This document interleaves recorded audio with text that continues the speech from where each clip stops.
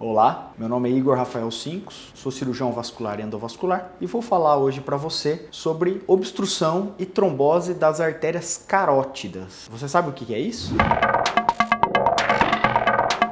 As artérias carótidas são as principais artérias que levam sangue para o cérebro, que irrigam a circulação cerebral. Nós temos duas carótidas e duas vertebrais. Qualquer uma dessas artérias, se você tiver uma placa, uma obstrução, um trauma, uma lesão, pode faltar sangue para o cérebro. E isso leva ao quadro do AVC. O AVC, que é o acidente vascular cerebral, ele tem duas formas que ele pode acontecer. Ou hemorrágico, que é sangramento, geralmente um aneurisma, que não é o tópico dessa nossa conversa hoje. E a segunda, que é isquêmico, quando falta sangue, falta oxigênio. São aqueles quadros que a pessoa perde o movimento de um braço, de uma perna, né? Pode perder a fala, o entendimento. Isso geralmente acontece por problemas da carótida, né? Existem vários fatores que podem causar o AVC, mas a carótida é um dos principais dele. Por que ele é tão importante? Porque nós podemos diagnosticar um problema na carótida sem nenhum sintoma. Muitas vezes é um problema silencioso, que demora anos para formar essa plaquinha de gordura na carótida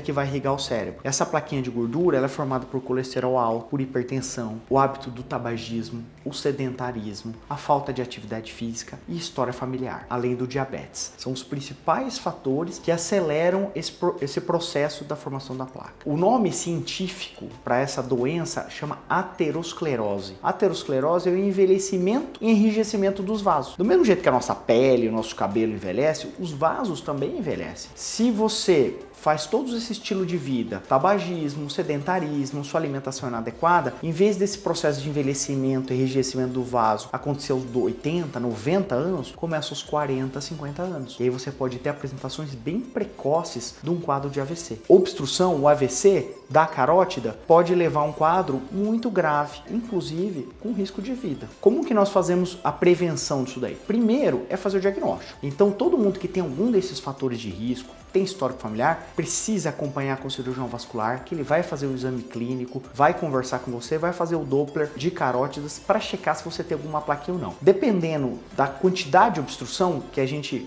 mede em porcentagem, mais de 50%, mais de 70%, mais de 90% de obstrução, tem indicação de você fazer um tratamento para evitar o AVC, tá? Então, tem indicações bem precisas, bem específicas. Alguns casos, a grande maioria, na verdade, nós vamos tratar com medicamentos, tá?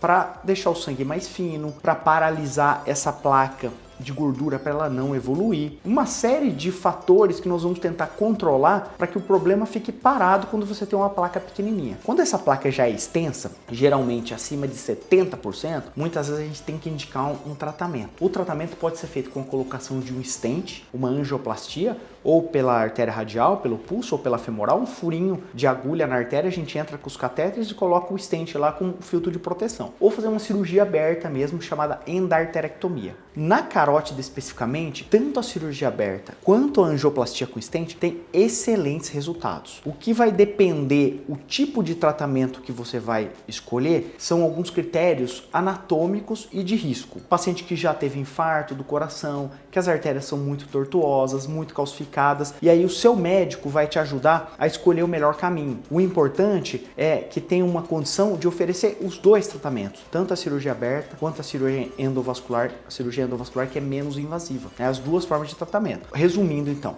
a doença da carótida, a trombose e obstrução da carótida geralmente acontece por aterosclerose, que é a formação de placas e gorduras que vão para as carótidas. 2/3 dos AVCs isquêmicos são culpados pela carótida. Até ter o AVC, ela pode ser extremamente silenciosa, a pessoa não tem a menor ideia que tem uma placa que está evoluindo, por isso o check-up vascular é tão importante. Fez o diagnóstico, vai estratificar, definir o grau de estenose com a condição clínica e fazer a melhor escolha de tratamento, ou parte medicamento ou a parte de intervenção, seja cirurgia aberta, seja por angioplastia. Estou aqui à disposição de vocês, podem fazer qualquer pergunta aqui nos comentários ou mandar mensagem para nós ou para a clínica e fico à disposição de vocês até o próximo vídeo.